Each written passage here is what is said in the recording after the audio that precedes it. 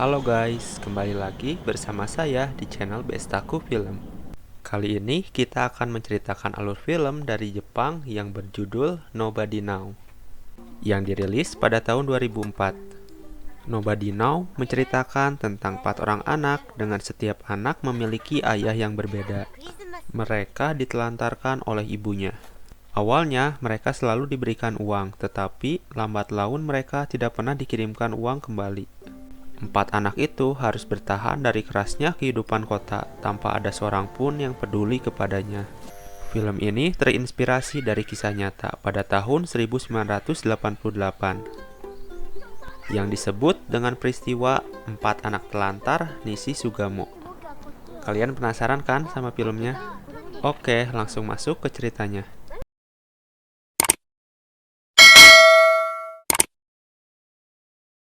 Kisah dimulai dari Fukushima Keiko dan anak sulungnya yang bernama Akira, yang lagi menyapa pemilik apartemen barunya. Biar gampang, Keiko kita sebut Mama aja ya. Mama memperkenalkan Akira sebagai anak satu-satunya yang ia miliki. Di sini, Mama menyembunyikan fakta kalau sebenarnya dia memiliki 4 orang anak. Kenapa Mama menyembunyikannya? Tenang guys, nanti bakal dibahas kok. Lalu, scene berganti. Mama dan Akira tiba di apartemennya. Mereka mengeluarkan Shigeru dan Yuki yang disembunyikan di dalam koper. Setelah itu, Mama dan Yuki membereskan barang-barang. Sedangkan Akira menjemput adiknya, Kyoko, di stasiun. Mereka kemudian menyelinap masuk apartemen. Sesampainya di apartemen, Mama menjelaskan peraturan yang harus mereka taati. Peraturan pertama, mereka nggak boleh bersuara keras atau berteriak. Yang kedua, nggak boleh ada yang keluar rumah selain Akira. Mama ngebuat peraturan itu karena di apartemen lamanya mereka ribut terus. Maksudnya berisik lah. Karena mengganggu tetangga, jadinya mereka diusir. Gitu guys. Lalu Kyoko ngomong, gimana cara Kyoko untuk menjemur pakaian? Mama ngejawab, Kyoko boleh keluar tapi diam-diam ya. Keesokan harinya, mereka menjalani aktivitas masing-masing. Mama bekerja, Kyoko membereskan rumah, Yuki dan Shigeru bermain, Akira belanja dan memasak. Mereka tidak bersekolah karena Mama gak mampu nyekolahin mereka. Mereka belajar cuma dari buku, atau sesekali Mama yang ngajarin mereka. Saat libur, Mama bermain dengan anak-anaknya.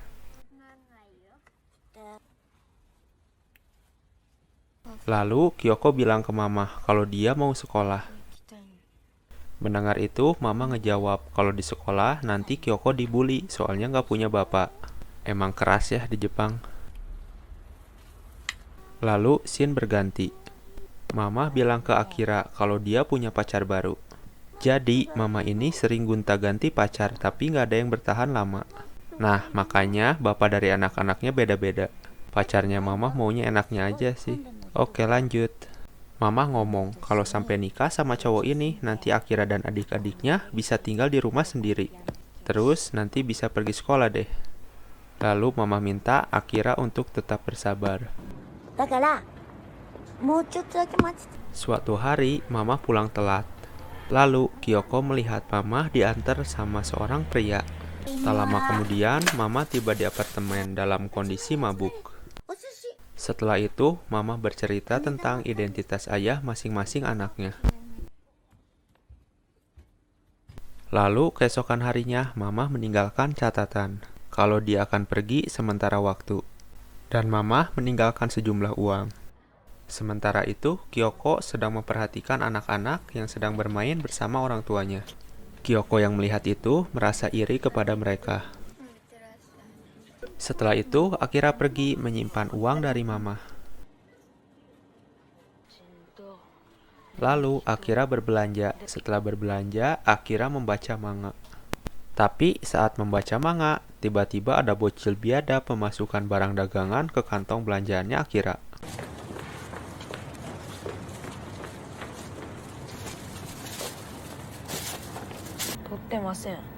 Sehingga Akira dituduh mencuri oleh si bapak pedagang. Saat lagi dicecer sama si bapak, untungnya si kasir ngasih tahu kalau bocah tadi yang masukin barang itu ke kantongnya Akira. Jadi Akira dilepasin deh. Si bapak nggak enak karena udah nuduh Akira, jadi dia ngasih roti gratis buat Akira. Hari-hari berlalu, tak terasa sudah 1 bulan lebih Mamah meninggalkan anak-anaknya. Akira dan Kyoko menghitung pengeluaran mereka selama sebulan ini. Mereka sadar kalau uang yang diberikan Mamah semakin menipis.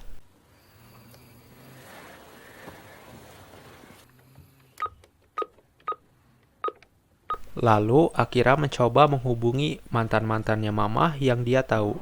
Keesokan harinya, Akira menemui 2 mantan Mamah. Yang pertama, si Om supir ini. Si Om cuma nanyain kabarnya Akira doang, tapi nggak ngasih duit. Parah nih si Om. Terus yang kedua, si abang kere ini. Alhamdulillah dia ngasih uang ke Akira, walaupun cuma 5.000 yen. Atau kira-kira sekitar 500 ribuan kalau dirupiahin. Kalau di Jepang sih uang segitu dikit ya, soalnya biaya hidup di sana kan tinggi. Guys, kedua mantannya Mamah tadi nggak ada yang nganggap kalau Yuki adalah anaknya. Mereka cuma saling tuduh satu sama lain. Emang parah emang. Keesokan harinya, seperti biasa, Akira menghitung pengeluaran keluarganya. Sementara itu, adik-adiknya melakukan aktivitas seperti biasa.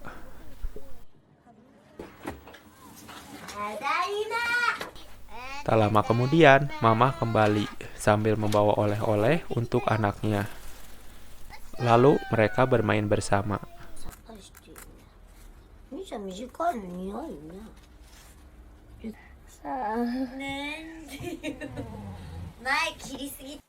Pada suatu hari, Mamah pergi lagi.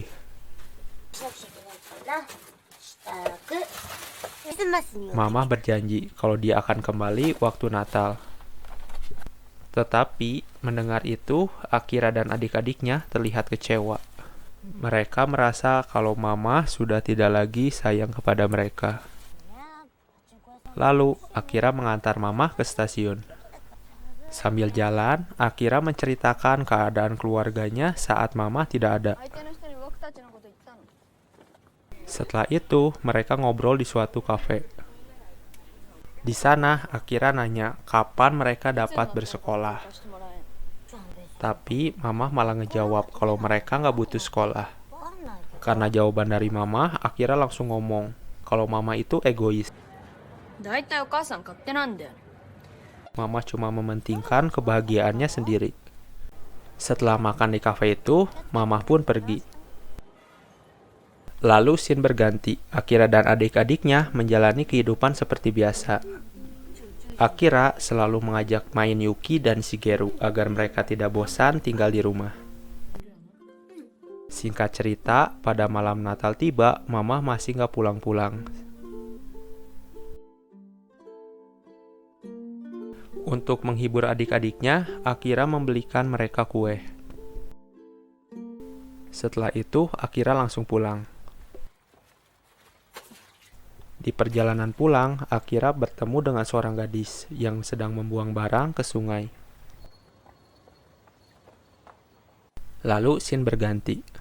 Di rumah, Kyoko nanya ke Akira apakah pekerjaan Mamah sepenting itu sampai Mamah melupakan janjinya. Sebagai kakak yang baik, Akira menghibur Kyoko dan menyuruhnya untuk tetap sabar menunggu. Menunggu itu nggak enak ya. Keesokan harinya, Akira mencoba menghubungi kantor tempat kerjanya Mamah. Akira kaget karena si mbaknya ngomong kalau Mamah udah keluar kerja dari sebulan yang lalu. Gak mau nyerah, Akira mencoba mencari nomor pacarnya Mamah. Setelah beberapa kali mencoba, akhirnya Akira mendengar suara Mamah. Tapi nama keluarganya udah berubah. Itu berarti Mamah udah punya keluarga baru. Mendengar itu, Akira diam 1000 bahasa. Lalu telepon pun terputus. Tahun baru tiba. Akira menemui si mbak kasir yang dulu pernah nyelamatinnya. Akira meminta si mbak kasir buat nulis surat untuk adik-adiknya. Sesampainya di rumah, Akira bilang kalau mereka dapat uang tahun baru dari Mamah. Padahal Akira dan kasir tadi yang ngebuat suratnya. Lalu hari-hari berlalu. Pada hari ulang tahunnya, Yuki sedih karena mama nggak pulang-pulang. Akira dan Kyoko mencoba menghibur Yuki dengan ngomong kalau minggu depan mama pasti pulang. Biar Yuki happy lagi, pada malam harinya Akira mengajak Yuki buat main keluar.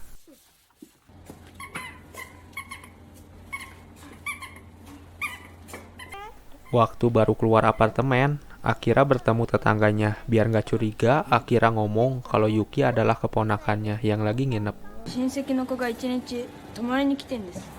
Setelah itu, Akira dan Yuki jalan-jalan. Sedih banget loh guys ngeliatnya. Saat akan pulang, mereka melihat kereta. Akira ngomong kalau lain kali dia akan mengajak Yuki naik kereta untuk pergi ke bandara.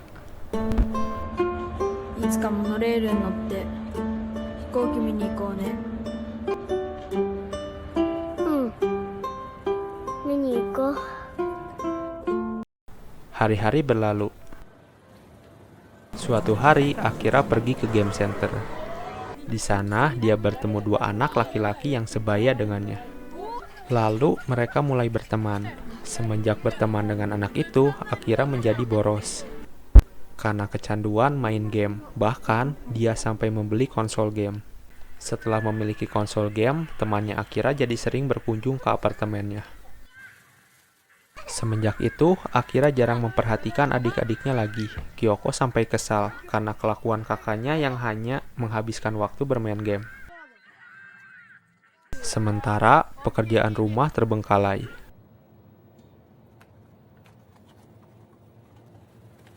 Suatu hari, temannya menyuruh Akira untuk mencuri mainan.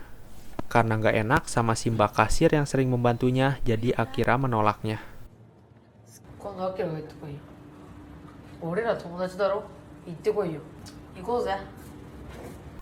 Setelah itu, teman-teman Akira menjauh, bahkan tidak pernah berkunjung lagi.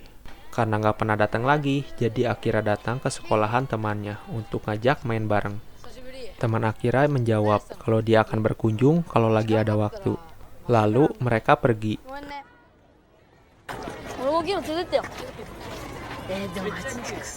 Saat akan pulang, Akira bertemu kembali dengan gadis yang waktu itu. Ternyata gadis itu bernama Mizuguchi Saki. Kita panggil aja Saki ya. Saki selalu dibully sama teman-temannya. Lalu scene berganti. Hari-hari berlalu. Apartemen mereka berantakan. Tagihan listrik menumpuk. Uang semakin menipis. Kyoko memberikan uang simpanannya ke Akira untuk memenuhi kebutuhan mereka.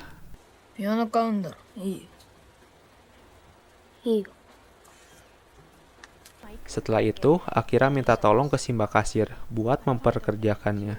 Tapi Simba nggak bisa membantunya, soalnya Akira masih di bawah umur.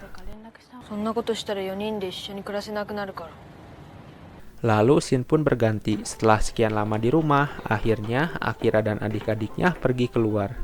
Mereka sudah tidak peduli lagi sama peraturan yang mama buat. Di luar, mereka belanja bersama, bermain bersama, dan bermain bersama. Tetapi saat akan pulang, mereka tetap harus hati-hati biar nggak ketahuan tetangga. Kebahagiaan mereka tidak bertahan lama. Suatu hari, aliran listrik di rumah mereka diputus, yang otomatis air juga nggak bakal ngalir. Jadinya, kalau mau nyuci atau mengambil air, mereka harus pergi ke taman. Suatu hari, Saki yang lagi bolos ketemu sama Shigeru.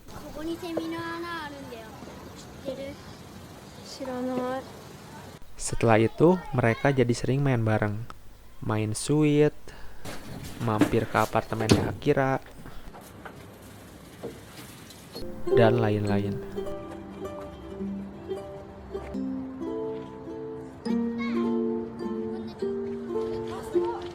Pokoknya, kalau Saki bolos, pasti ke tempatnya Akira.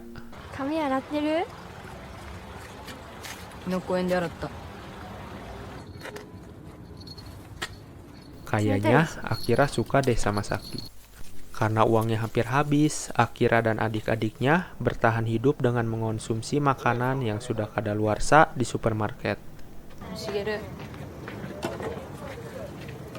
Pada suatu hari, teteh cantik pemilik apartemen menagih uang kontrakan.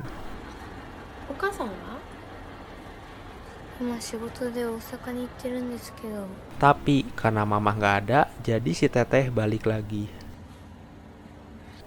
Saki yang ada di sana mencoba membantu keluarganya Akira dengan cara menemani om-om karaokean.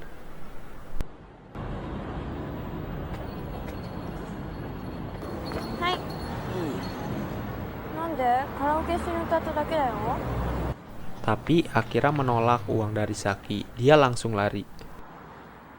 Keesokan harinya, Shigeru pengen makan Indomie. Sebagai kakak yang baik, Akira membelikan Indomie dengan sisa-sisa uangnya. Tapi saat di rumah, Shigeru tidak ada. Akira langsung mencari Shigeru. Ternyata Shigeru lagi main sama teman-temannya. Melihat itu, Akira langsung marah. Akira sampai nendang mainan temannya Shigeru.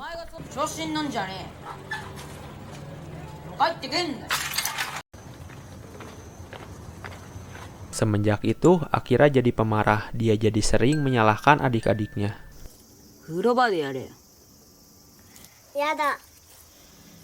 Shigeru, なんで勝手に水使うんだよ。飲む水なくなっただろ。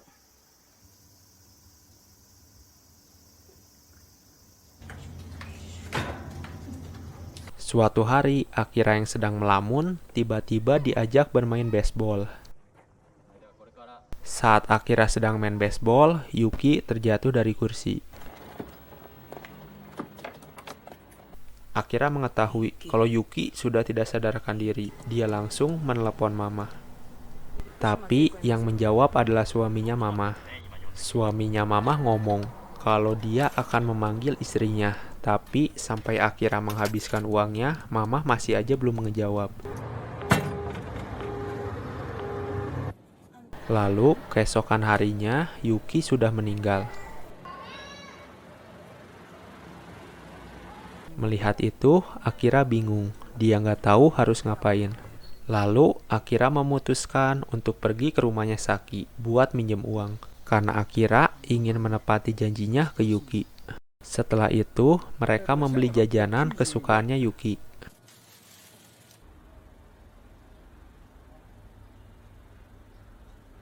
Saat tiba di rumah, Kyoko ngomong kalau dia baru saja mendapatkan surat. Ternyata surat itu dari Mama, yang isinya adalah uang. Pada malam harinya, diadakan perpisahan terakhir untuk Yuki. Mereka menaruh Yuki di sebuah koper. Lalu Akira dan Saki membawa Yuki ke bandara menggunakan kereta. Sesampainya di sana, Akira dan Saki menguburkan Yuki.